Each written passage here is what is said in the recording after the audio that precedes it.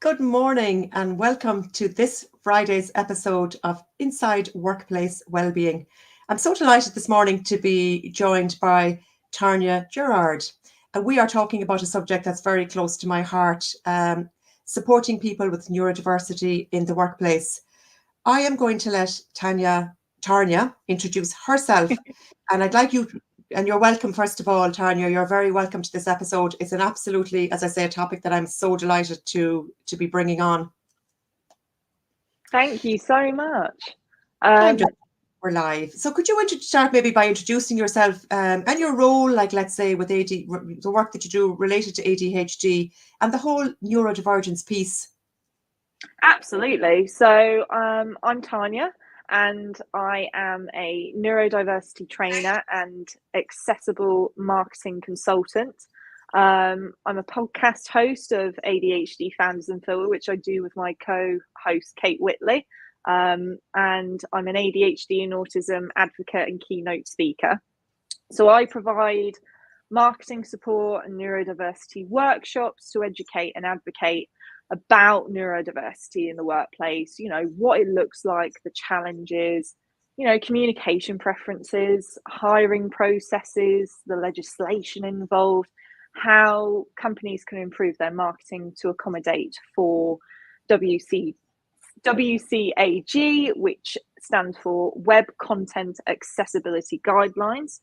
And I think having an understanding of neurodiversity, it's so important because just from this year, the government in their March report stated that there were 21.6% of the UK population is neurodivergent, which, to be honest, I think it's a load of bull. I think it doesn't cater for the undiagnosed neurodivergence. So, in my personal opinion, I think it's double. So guaranteed there is a neurodivergent in your working team. You might have a friend, you might have a family member in that circle, right now, who might not have found their voice to speak up to about the challenges they face every day. And I think that's why it's so important to be kind to everyone, because you don't know what people are going through, whether they're neurodivergent or neurotypical. So that's what I do. Yeah, and when I go into workplaces as well, it's something that I love to share as well. The helping people realize, especially when I do teamwork, is that whilst we don't have to know like what's in everyone's subconscious, when we lead from a certain way, when we're empathic, compassionate, and all these things, and just not judging all the time, not defining people by when we're more inclusive like that we really cater to everyone. So, Tania, what drew you to this field? And, can you share maybe, do you have any personal experience with ADHD that has shaped your understanding? Absolutely. So I have ADHD and autism to begin with. And my previous career was in the very busy, very creative world of marketing, digital marketing to be more specific. And through my career, going from digital assistant all the way to head of digital, I learned a lot about marketing. But I really struggled with my disabilities, and like this in terms of the social norms, working environment. There was no education or support, and I went through really chronic burnout, depression, social anxiety, all while masking, which I'll discuss later on. Everyone thinking I was at the top of my game. And one day I had enough. So I left my last agency, where I was head of digital, and started to learn more about my ADHD and my autism with like a more clearer, more mindful space that I created for myself. And then I combined the love of the marketing industry, I absolutely love marketing, with my neurodivergence, and created Tania Gerard Digital. So we assist companies in all industries, employees and employers in those teams across the UK, how to talk, how to communicate, what neurodiversity looks like, and what they can do for their team as well. Wow, that's a wonderful story. And, there's nothing like the lived experience, is there? No. And there really isn't, because I was in law as well for 20 years, which a lot of people don't know about me. And when they see me now, I'm doing wellness, but like my lived experience also, well, as well as the recession knocking me out of law, but like some experiences I had, one not being so nice in the workplace. And it is that has brought me to where I am now. So it's great when we're living our life experience in some ways, because one of my teachers used to say, there's always someone one step ahead of you in some area of your life, whilst then there's people that are one step behind you. So when we can, work with people from what we know, and especially when you lived it, you really understand the how people feel, and as we talk about the masculine later, but like that's a big topic when you can really resonate with how someone feels, even though they look like they have it all. So fair play to you. That was a big leap of faith as well, wasn't it? Yes, it was because of what I was going through as well. The self-esteem, it didn't exist. So that was a real journey to almost climb up that tree of myself. I know it's a weird analogy, but it was finding myself again. It was saying, it was breaking it down into a mind map as well. So I was like, what do I care about? What am I passionate about? What am I struggling with? What do I wish was out there in today's society today? What is the support? And then I merged my two loves of marketing and neurodivergence and what I'd learned, and realized I wasn't alone. It's a huge untapped market of support. Neurodiversity, it's a trending topic. I'm doing bunny ears because it shouldn't be. I don't like the label trending. It's so many people have been undiagnosed, and the diagnoses are coming out. So it's making people more aware, and this is part of history as well. We're making history right now. We're making the future better by providing that education, for advocating it, to make the future generation a more happier generation, a more fulfilled one, a more safer. They feel safe in the working environment specifically as well, and to actually be able to communicate with their managers and directors and not feel that stigma that we still unfortunately have today.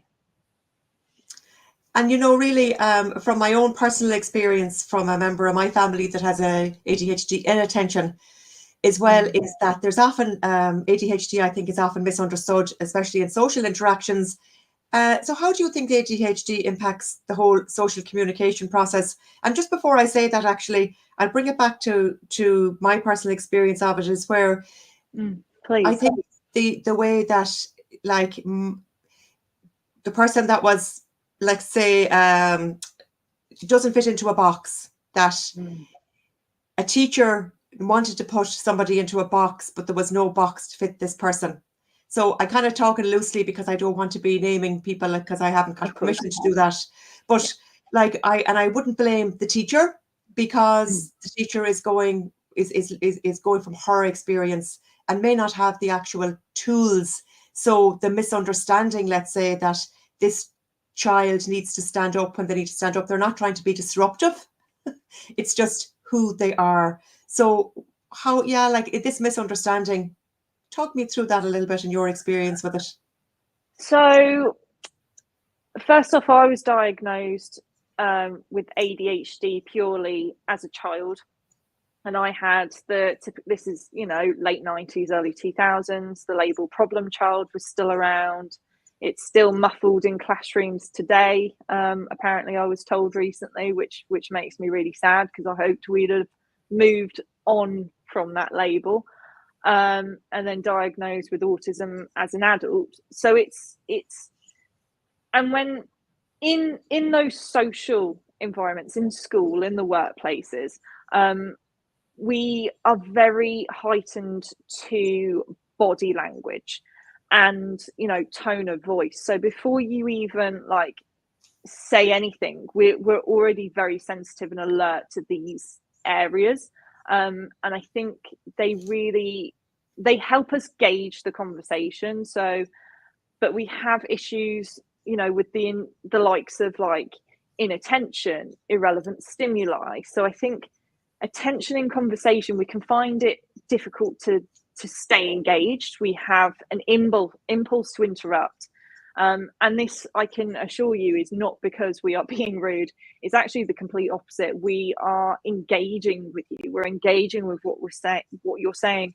And we've found that spark of dopamine to continue that engagement in the conversation with you. And I think the social communication challenges that are associated with ADHD, they're very layered, like a cake.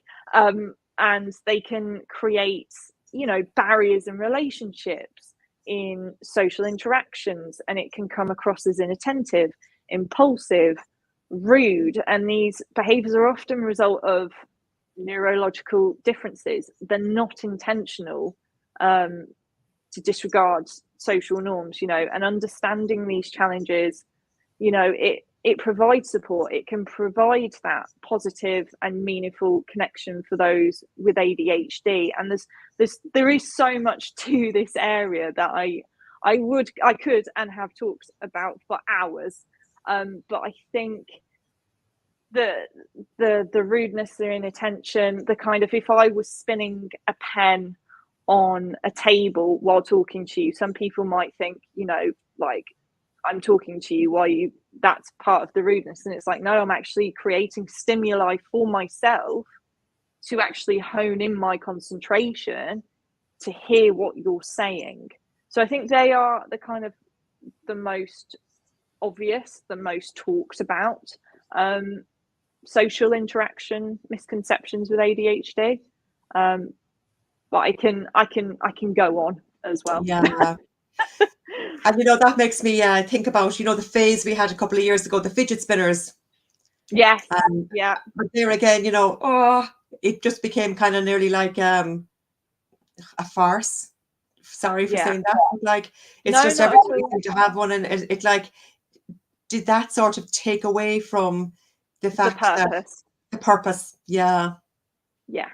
Because it was deemed as a toy, not as an enhancement tool, which is what part of the marketing should have been. It turned into a toy craze, a kind of must-have for children. So it completely wiped the purpose of a neurodivergent stimuli endorsement to actually help someone's life, not just play around with it. So I do agree with the veil. Taken away from it, exactly. And then that phase went. So what happens then? You know, if someone has one now, I can only imagine that other kids will laugh and say, oh, fidget spinners went out years ago, you know. Exactly. It's a craze. Yeah, exactly. It's a toy craze. It's not a neurodivergent stimuli enhancement tool anymore, which does make me very sad. Because they can help, and they have helped children and adults in the workplace as well. But sadly, there is now this veil of this perception of what it is versus what it should be. So would you say maybe that's one of the common misconceptions about ADHD as well, that you encounter both like in professional and social contexts, that, you know, this is now not, this tool, whilst it's very good, it's been wiped. I think it should still be used. If you feel like it helps you in your day-to-day life, then I think you should use it. I would never say, oh, don't use a fidget spinner just because of the craze. Like, if it genuinely helps your life, if it improves your life, if it improves your concentration and your anxiety, then use it. You know, it doesn't matter what anyone else thinks, to be honest. Like, it's your life. You are helping and enhancing your life with this tool. So I say go for it. But in terms of what you've just asked, in terms of like professional and social like misconceptions, there are a few kind of statements that I hear a lot. And I think one of them is it's ADHD is an excuse for laziness. Mm. And the reality of this is that, let's go to brass tacks, which is ADHD is a neurodevelopmental disorder. It is a disability. It is anatomy that affects how the brain processes information and controls that person's behavior. You know, it's not a matter of choice. No one woke up one day and say, oh, I'm going to be a bit of ADHD. No. It's part of your DNA. It has been passed down to you through your DNA. And it's people with ADHD, just like myself, like we often work harder than others to just achieve the same results, you know, even if our struggles aren't always visible. And I think another one is that it's overdiagnosed, like we just touched on. So it's there's so many that have been undiagnosed. The diagnoses are coming out, you know, it's something that people had the right to have all their lives. And the improved awareness, the better diagnostic criteria, you know, it contributes to more people seeking assistance for their ADHD, and the condition is often still missed or misdiagnosed, as we well know in the UK especially, you know. And individuals with, you know, primarily inattentive systems, medication when used appropriately, you know, mindfulness, which I know you're a professional in, you know, is one of the just a few tools that you can help manage your ADHD systems, like the fidget spinners, you know. And it's not the only options available. And I think the final big one that I always hear a lot about is ADHD medication is dangerous. Now, I am going to be very honest, very transparent, as I normally am, which is I'm not on any ADHD medication. I've only ever had medication for it when I was a child, and it was Ritalin, and it was about 3-4 weeks. And the word zombie is the best way I can explain it. All my personality went, my energy went, like I couldn't focus, my eyesight was blurry, like I looked like a drunk child in the classroom walking home. My appetite wasn't there. So I've had that unfortunate poor effect, and I've never had medication as an adult. But I would say that I have heard so many good, amazing, life-changing success stories about it. And they really can dramatically improve symptoms for many people, because it helps regulate that brain chemistry, and it can improve focus. It can help impulse control. It can help working memory to its natural neurotypical ability. And these stimulant medications they're very closely monitored by doctors. And they do ensure that they're used safely. There's also non-stimulant treatment options, which is my personal preferred choice. So I do a lot of mindfulness, I do journaling, I have a word called processing, which is where I'll talk to my partner and just talk at him while processing, and then I'll say at the end, this is what I was actually trying to say. So there are many non-medication options, but I think saying that ADHD medication is dangerous for others who are, some journaling and communication might not work for everyone. Some people really need that medication. So trying to move away from that stigma and just say that it is that person's choice, and it is their right to choose medication or non-stimulant medication is completely up for them. And it's very damaging when someone says that, because it's their choice, it's their life choice, and no one should be telling you what you can and cannot do with your own body. And I love that. And I think one thing that I took from that especially is around, you said you speak to your partner, you talk at him. So that to me is support. And I think that's what can be lacking. And sometimes, like, again, as I say, going back to maybe a teacher, who doesn't have these skills. I wouldn't put any blame on people, but I think No. I can only imagine that having someone supportive with you, or just to have a safe space for you to just be yourself, must be amazing. I'm very lucky. I am very lucky. I've had to kiss a few frogs, as they say, but I have found someone who I am also seeing symptoms of neurodivergence in him, and he hasn't been assessed. And we have been talking about assessment a lot recently. So I think we're going to move forward with it, which is very exciting for both of us.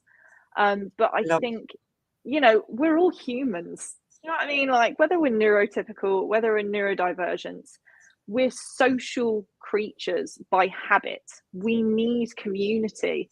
We need to talk to people. You know, when we're inside our own heads, like, that's the only voice we hear. So we need that other brain, that other human to give us that different perspective, that different mindset, so we can create a more knowledgeable outcome and decision for ourselves.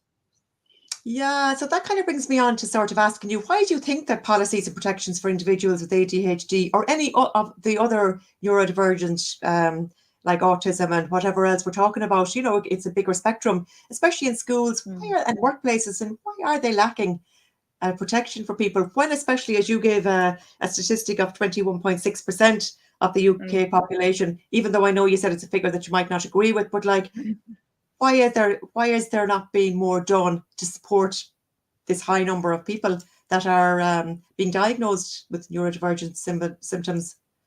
I think that is a very big question. It's a very big question. It's a very big question.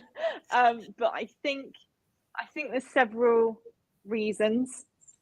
I think straight off the bat, I think believing that ADHD is simply a behavioural problem rather than a neurodevelopmental disorder, a disability is one. I think the invisible nature of ADHD, and what do I mean by that? I mean the heavy masking that we do. So some of our audience might not know what masking is. So masking is when people with ADHD other neurodivergence, they hide and suppress their symptoms, in order to fit in with societal expectations, you know, avoid stigma, prevent negative reactions from others. So people with ADHD may mask their symptoms in various ways, such as suppressing impulsivity, forcing themselves to focus, you know, mimicking the behavior of neurotypical people, all while struggling internally with their condition. So it's in the short story is pretending to be someone that the people around them need. So in the workplace, you kind of suppress and mask, quite literally mask your condition to be the person that they need in the workplace. So it's a very hard area of being neurodivergent, because we're basically saying we cannot show our true selves. We have to be the person that you need, not be our own selves. But back to policies and protection, you know, typical ADHD off the bat. I think there is some very rigid structures in terms of the workplace and the school system. I think there's a crossover because, you know, for instance, having rigid timescales in meetings and classes, you know, having to concentrate hard on people when they discuss a certain topic or trying to teach you something, you know, strict schedules, generalized, standardized standards for everyone, you know, one rule fits all. So I think moving on, there is a limited expense. So it's my postman in the workplace. He's a lovely guy. For neurodiversity, you know, education. typical ADHD. Hello, postman. Yes, To that's learn, okay. to you know, to learn and to understand, and you know, then action small changes that can genuinely change someone's life. So I think, you know, moving on to the law part of the question, I think in terms of the education system, now I only know so much. I am not here saying that I am a specialist in the education system. I am corporate, but I have experience as a school child. Absolutely. And I am aware of some laws, and I have spoken to some SEND parents recently as well. So what I do know is that many students with ADHD are entitled to support under SEND. What is SEND, Tania? It is special educational needs and disabilities, and they have entitled support to these provisions. And schools are actually required to provide these accommodations to help them succeed. And these, you know, these include education, health and care plans, which are EHCPs. And these are legally binding contracts, documents, outlining the specific support a child with ADHD should receive. However, the reality is a little bit more complicated. So with this, it is a very slow process. Yes. Obtaining it in the EHCP. I have been told it is very lengthy, very difficult. With parents of neurodivergent children, they need to frequently to advocate persistently to secure adequate support. You know, some families face very long waiting times for assessments, or you know, struggle with schools that are unfortunately reluctant to initiate the process. And I've been told as well, when students are granted this EHCP, schools may not always implement the recommendations effectively, and this can be due to many things, not just black and white. It can be, you know, resource constraints. It can be the lack of training among those staff, you know, or varying attitudes towards ADHD. You know, not everyone has the same opinion of ADHD. So some schools may not recognise ADHD as a condition that requires specialised support, and the level of understanding varies significantly across educational institutions. But I can also talk about the workplace, which I do know more about. So under the Equality Act of 2010, ADHD is considered a disability. If it has substantial and long-term impact. Is that an English law? Sorry for interrupting you. Is that an English law that you quoted there? It is. It is an English law. I do apologise. I think it's across Ireland, but I would have to double check that. I know it's definitely in England. What did you call it? The Equality Act 2010. Okay. So I definitely know it's for England. And I know it's in constitution to Wales. I'm not too sure about Ireland, but I do hope it covers Ireland. Yeah, and I wonder actually, would there be any EU directives and all that? That's just something that I'll go down. It'd be good to research. Yeah, absolutely. Sure. But I think even, Tania, that these kind of conversations, they're hopefully that it's helping to educate people more on the misconceptions and the stereotypes of ADHD, because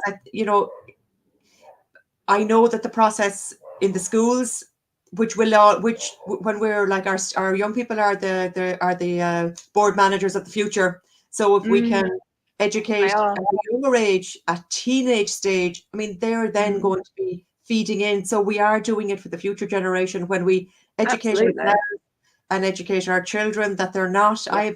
I've worked with children for a long time, because this whole navigating how they feel is just, it's a passion of mine, because I know it's Oh, like yeah. not to be able to verbalize what you feel, and when you can't Yeah. verbalize it, then you don't fit into a box, and you're just kind of like, it can be very isolating for a child, and it can cause, you know, them, as you say, then they start putting on masks, they chip away pieces of themselves, and then, like, is that what we want? I mean, we talk about AI and robots, but are we doing the same to our children when we don't learn and help them take off their masks, be themselves, because they're the future people for the workplace? And like, yes, and even young people, like I'm talking 20, 22, that are entering the workplace, these people are wonderful. Yeah. They have so much to offer. And I don't mean to say these people, it sounds like I'm bracketing, but I'm saying it in a very respectful way, because no, I understand. I have very personal experience of it. And yeah, I just think that there's the whole education piece is wonderful. So what other unique challenges do you think that neurodivergent individuals face in the workplace, as well as the sort of masking? Is there anything else that you have seen that affects them as well? Oh, a lot. See, I'm literally having an ADHD moment right now where I'm literally processing so much all at once. Yes, you know, these challenges, they can affect performance. They can affect mental health, social interactions, overall well-being. You know, we have difficulty with time management, task management, misunderstandings and social engagements, emotional dysregulation. What is this? So this is the difficulty to manage stress, frustration, criticism in a professional manner.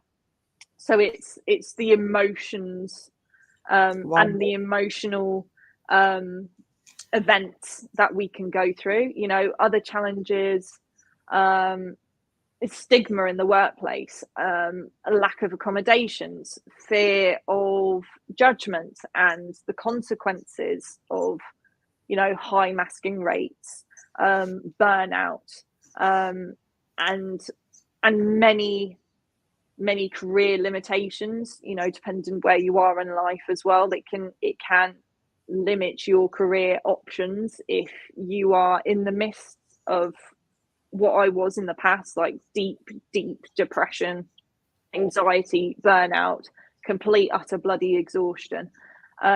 It's career choices are very limited at that point when you can't even get out of bed to face life itself, or find it very hard to even take a shower. Like it is a journey, and there is light on the other side. If anyone is going through this, there is light. I am living proof.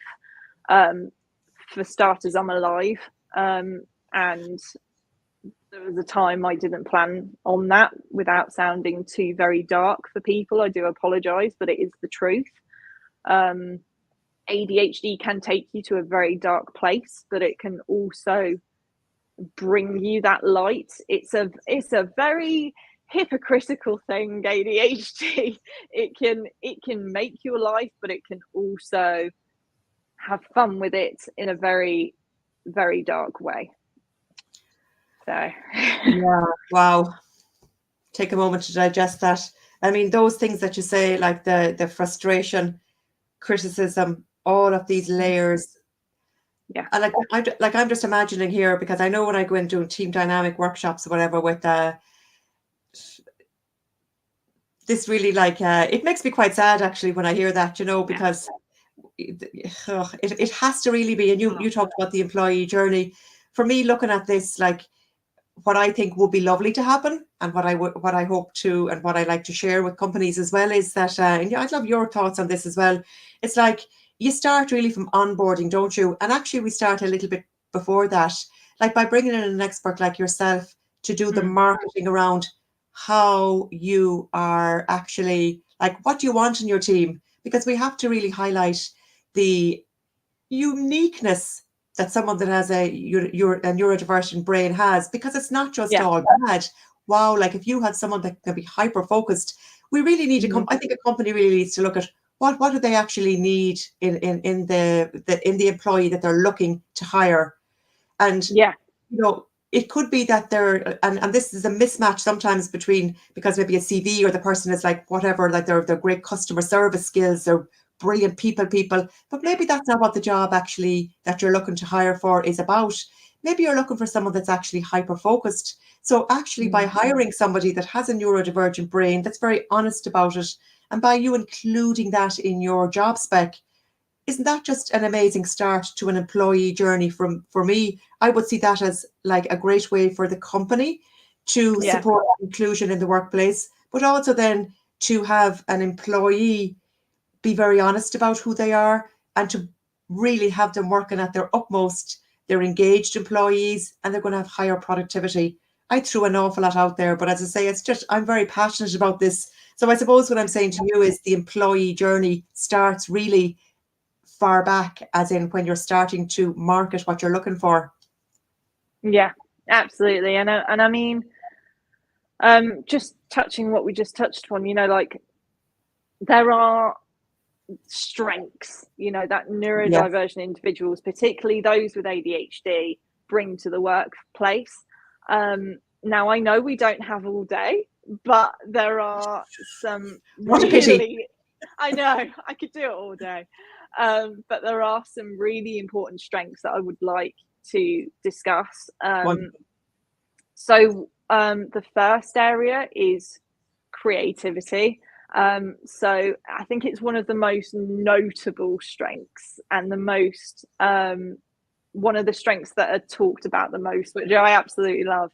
So it's, you know, it's non-linear thinking. It's those non-linear thought processes which can really lead, and I'm getting excited while talking about it. Like it's leading those creative solutions and innovative ideas that others might not even consider, you know, and this ability you know, to make unexpected connections between concepts that you know, these are really, really valuable in fields like marketing, design, the tech industry, the arts, like, you know, like drama production, acting, and it's where the flow, the energy, you know, really comes to life. The idea generation, you know, we'll have 5 ideas parked in the back of our heads while we're in the middle of a meeting, and for different angles, different concepts of the same idea, the same structure. And I think we have flexibility in thinking as well, you know, due to the sheer speed of our brains. You know, we're often able to switch perspectives really quickly, you know, and this allows us to adapt to changing situations or pivot when faced with new information. Like we can go like that.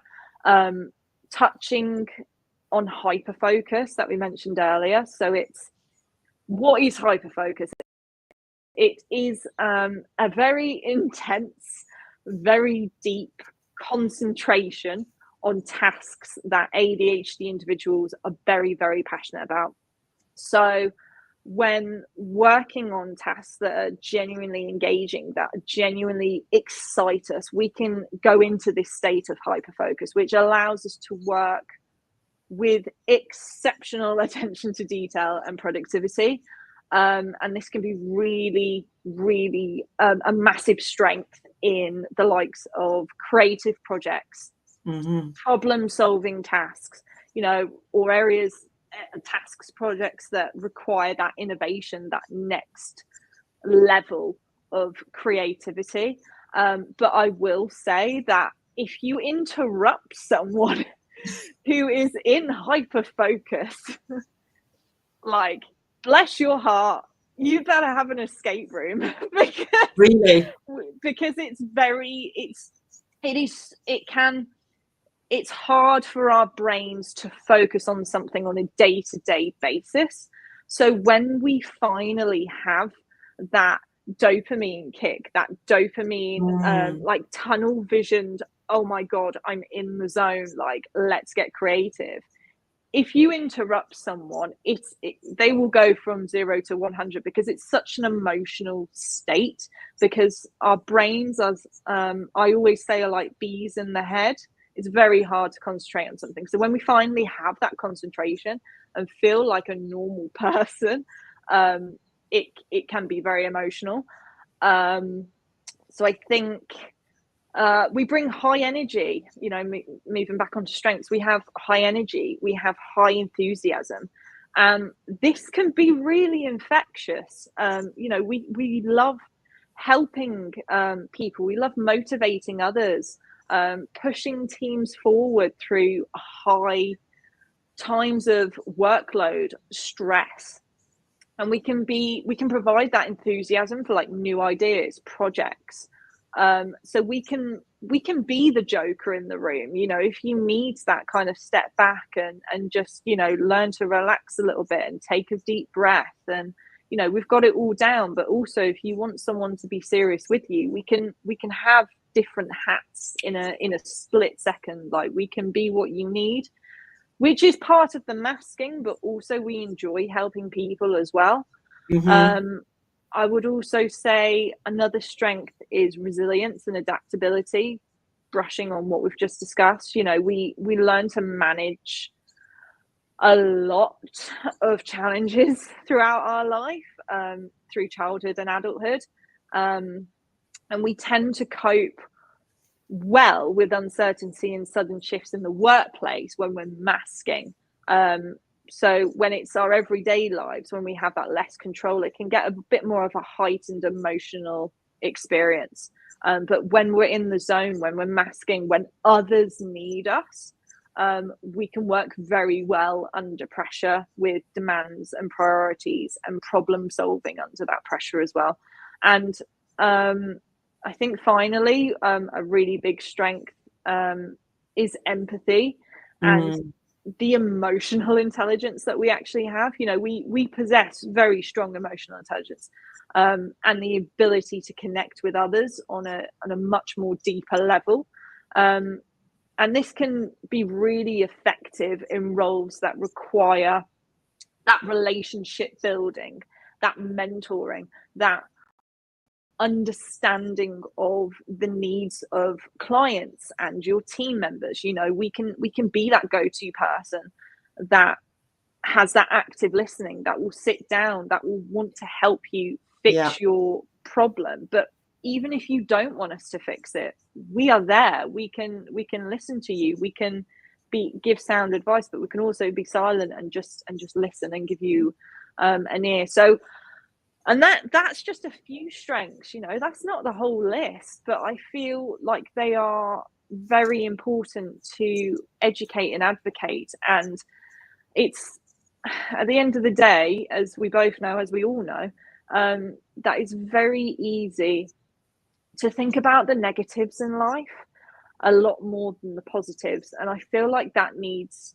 if we can, to change it. It's not going to be an overnight thing, but I feel like the more we talk about positives, the more good impacts that people, services, workplaces, like everything that has a positive impact should be celebrated and not just pushed down and negativity risen up. I think positivity should be talked more about. Wow, I love that. So one thing I will ask about that is that, do you find, is this a trait that is something that a lot of people with a neurodivergent brain have? And this is just your opinion, obviously, is that like, yes, they have a very busy head and all these ideas. So I can just imagine someone that's sitting in a team, has all these ideas, but do they wait to be asked for their opinion if they don't feel that there is let's say a culture of like inclusion? Because I just know someone that will always wait for the invitation. Is that kind of a general thing, or is it individuals are different? I think it can be perceived as a general thing. I think everyone has experienced some sort of that in their lives. I think it's more of a personal aspect of yourself, though. It's more of kind of like your self-esteem, how you feel about yourself, your self-worth, how passionate you feel about standing up and saying that idea. So it can be part of your confidence. But also, when you're a neurodivergent as well, there is so much stigma, and sadly still in 2024 it's shifting, but it's still there. So I think specifically with neurodivergence, like it's very hard to say you have ADHD in the workplace, to feel safe to actually have that conversation. So when it comes to ideas, it's when we're thinking about all of that and then having an idea, it's very hard to speak up when you're not even being your true self in the workplace. But I think to answer your question officially, I think it is a general feeling, and it's a confidence thing. But I say screw it. I think say the idea, just say it out loud.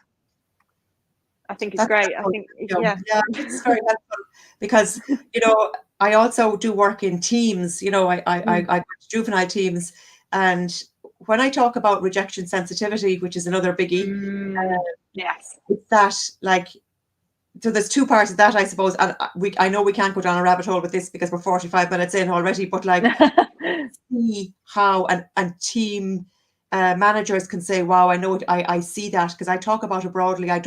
I just mention these things, I don't label, but I bring them in to help managers understand that, that there are individuals on the team that will feign an injury rather than be rejected, or that also will wait to be invited. It's not like they'll always put their hands up to take the goal or to take the penalty, because again, there's the lack of confidence. I just think and like when we take this then into the workplace, again, if we have, I think companies are missing out, and they're missing out on their productivity and their employee engagement by not being more open. And obviously sometimes managers need the training as well, because it can't just blame. I'm not blaming anybody.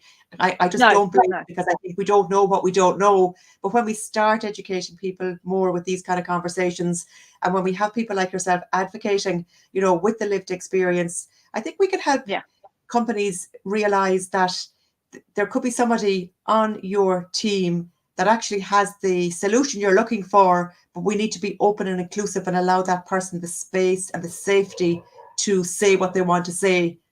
Absolutely. And have the light bulb moments that will actually bring a project forward. That's probably what they need. Yeah, absolutely. And I mean, some strategies that can help people, relating to what we were just talking about, some strategies that individuals with ADHD that can navigate both personal and professional environments successfully. I think it's having, and it sounds silly, but it's having that structured routine, like what you're going to know you're going to have for breakfast, like those timed showers, reviewing tasks for that day before, signing on to Teams or see everyone else go into the office, so having that structured mind, having that structured routine. I'm not saying it's easy. I'm going to say that right now, because it bloody isn't. It is, however, an ongoing process for yourself, which will in turn impact positively to other areas of your life, like romantic relationships, like relationships in the workplace, like family, like friends. And I think organizational tools can really help your ADHD in the workplace as well, like Trello and Monday.com. They've really helped me stay organized with my service and my clients at all, because they're at different stages of the processes of my services. So keeping on track is really, really bloody important. Set achievable goals, break those tasks down into what you absolutely must do that day. What is priority? What is important? What can wait till the afternoon? What is morning tasks or afternoon tasks? What, add those due dates as well, add those deadlines to help you become more organized more effectively, because with our ADHD brains, when we have that deadline, our brain chemicals just like flutter and just like, right, okay, we have an end date, like we can't mess about with this anymore. Then the structure will slowly come through your brain automatically. It's a weird thing, but it's great. I'd say practice mindfulness as well. So app wise, I use Calm and Headspace, and I use Calm for bedtime stories. I used to be embarrassed, but now I'm not, because it's super soothing with the voice, with the stories, and it's like you feel protected at night almost, which with an ADHD brain, feeling safe in an environment, feeling safe around people is so alien to us. When we find it, we latch on really hard, because it's so comforting, and it's a natural comfort that neurotypical people have and don't even think about, but for us it's so crucial. And I would say finally, to help your ADHD, is limit those distractions. You know, if you need to leave the room, you know, don't make excuses, leave the room. You know, have noise cancelling headphones that can help concentration. You know, I find myself listening to classical music. I find it really effective with my ADHD and autism. You know, it has 0 vocals, it has instruments, and I find it really calming, and it keeps me alert on the task as well. So they're just a few things that can help your ADHD, some tips and strategies to help your ADHD navigate workplace and personal environments. I love those. Oh my goodness, I've taken lots of notes. Oh, good. Yeah, because like I think that whole safety piece, like imagine feeling safe is so alien. That is a very, very big statement. I mean, you've made some statements that really stand out to me as quite like, feeling safe is a fundamental need we all have, and with so many people, it feels like every second child these days is being diagnosed, or maybe every third child, but there are a lot. So are all these people lacking in that fundamental need of being safe? I think it's incumbent on companies to really streamline and to look and to educate themselves, and to realize we have assets when we include everyone in society, because we're going to have them on our teams. We're going to have them again. That is just sounded so terrible. We are going to have teams that are made up of neurodivergent and neurotypical people, and let's have the active listening that you also mentioned. Let's have the inclusivity. Let's allow people to take off their masks and shine, engaged employees, because at the end of the day, it's about the bottom line for the company. That's what they're in business for. So it's actually for their own benefit to really harness the wonderful strengths that people with ADHD or a neurodivergent brain have. And it's awful even using the word normal, because I hate that word when we're talking about this. We have neurotypical and we have neurodivergent. I did a course on it to help myself understand it more as well. I'm not an expert, but I love what I learned about these conversations, because the feeling safe bit is something that I'm walking away from going, that is so sad. That and it's something that I probably add more to my own programs when I'm going in with into teams, with juveniles, is that whole feeling of safety and tricks. Tania, if somebody wants to contact you to come in and maybe do a call, it doesn't matter that you're in England, maybe you do it on Zoom, I don't know if you do or not, but like, how can people contact you should they want to know more about the work that you do? Oh, absolutely. So you can email us at hello@taniagerard.co.uk. That is spelt TANIA. Oh yes, absolutely. I will add it to the chat as well. Yeah. And if you want to put it into the chat there, and I will into the comments, should I say, and I will actually copy it, and I'll have it as a banner going across the screen, if that's not too much to ask you. I really have I loved this conversation. I know for a fact, as you're typing, I could keep talking to you forever about it. Well, I just see it. I mean, I see that. I see the benefits so much of being an inclusivity anyway, and I work a lot teach people a lot about coming from their values, and when somebody can drop their masks, dip into their values and lead from that place, I mean, life for everyone, the person will benefit, but the whole world will benefit from having a person that's coming from such a wonderful place. Absolutely. There's so many strengths to neurodiversity that are just not talked about, and there's such a massive gap in the market as well in terms of hiring processes, in terms of talent. I saw, and I know we need to go very soon, but No, you've talk away. Yes. I saw a statistic very recently, again by the government, by their March report this year, that said 16% of autistic people are in full-time paid work. That means the majority of autistic people are only in part-time or in volunteering, or are having like 0 contract hours, or are not hitting that threshold of full-time on a month-to-month basis. And I just sank in the sofa. I was like, how is this even possible? And it's because of the stigma. It's because of the lack of education and advocacy. And it's great to see the shift. But there's also, unfortunately, when there is something good, something bad comes with it. And I think there is so much unfortunate misinformation. I think there isn't enough legal protection in terms of neurodiversity trainers, in terms of ADHD coaches, that I've heard the title go around a lot recently.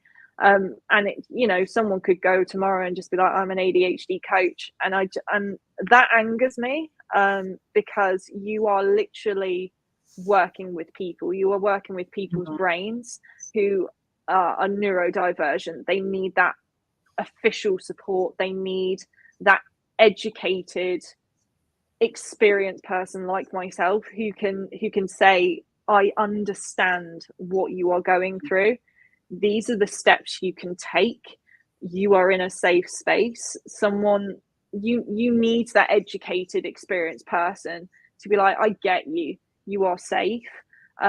So I think there needs to be, at some point, some sort of law or legislation that blocks or tries to lower the level of this misinformation, because I've heard, unfortunately, recently, some very horror stories of people pretending to know that they know everything and they don't, and like 0 qualifications. And I'm going off on a drift. No, that's okay, but like, it's like that. I'm very passionate about it. Yes. You're messing with people's heads. It's anatomy. We have different brain chemicals. We literally have a different structure. We literally have a different size prefrontal cortex, and it's just that if you don't know the scientifics behind why a person does what they do, you cannot effectively support them, communicate with them effectively, and give them what they need. So that's just an opinion that has angered me recently, but I think it's really important to put out there into the world. I totally agree with you, and when I do mention the things that I mention with teams, I always say I'm not an expert. I just see that these things. So I think that, the way they say to have, for children especially, as I say, I'm a real big advocate for children. If you can have one good coach or one good person in your life, so if it's that coach that can kind of understand and give that safety, feeling safe to a young person, maybe that person then will actually get the confidence to take off their mask and maybe even approach their parents and ask them more, if they have somebody to support. And it's that thing again, when you said about the support you have, it doesn't matter who it is in your life. It's so wonderful when we have one good person in our lives, and they say that, don't they, whoever they are, that to have one good person in your life that you can connect with can be so, it can change your life. It can really change your life in such a lonely world. Yes. Especially with full of technology these days, and it can, I think a lot of people feel more lonelier than ever, sadly, in 2024. So I think having that grasp of communication, that grasp of community, to bring it back to say life is too short we are humans. Let's figure this out. You are different. I am different. I have different needs. You have different needs. Let's figure it out. Let's see how we can do day-to-day life together as a community. And I know that sounds cheesy, but I don't really care, because there's millions of us on this island.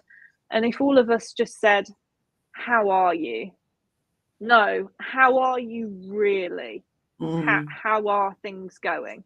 I think that would not only change the UK, but it would change the world.